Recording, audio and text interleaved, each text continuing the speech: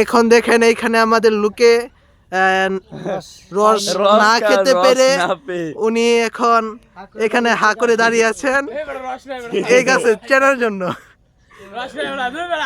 এটা এটা এটা কেমন পরিবেশ বলেন, এটা কেমন নীতি,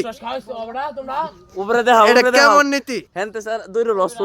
আমরা এর বিরুদ্ধে তীব্র নিন্দা ও প্রতিবাদ জানাচ্ছি, কারণ আমরা এত সকালে এসে রস পাই নাই।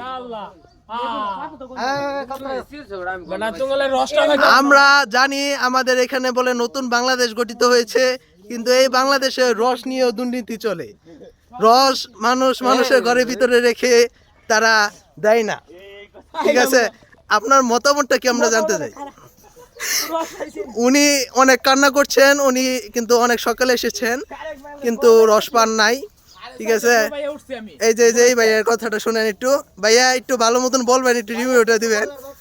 হ্যাঁ রে ভাই, কি বলবো, এত সকালে এসেও রস পেলাম না, এইটা কেমন দুর্নীতি। আপনার অবশ্যই এই ভিডিওটা আপলোড করে জানিয়ে দেবেন সবাইকে। এই ভাইয়াটা কপাল কিন্তু খুবই খারাপ, উনি এত সকালে এসেও রস পেল না।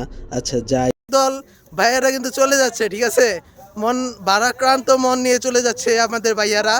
তো যাই হোক, আপনাদের সাথে আমি মাহমুদুল হাসান, পরবর্তীতে অবশ্যই দেখা হবে এই রস পর্ব নিয়ে। পরবর্তী পার্টের জন্য কি পরবর্তী পার্টের জন্য আপনারা অবশ্যই প্রস্তুত থাকবেন। আমরা হাজির হচ্ছি, পার্ট নিয়ে হাজির হচ্ছি। অবশ্যই আপনারা আমাদের এই পেজটি ফলো করে রাখবেন, নতুন একটি পেজ, আমাদের সাপোর্ট করবেন।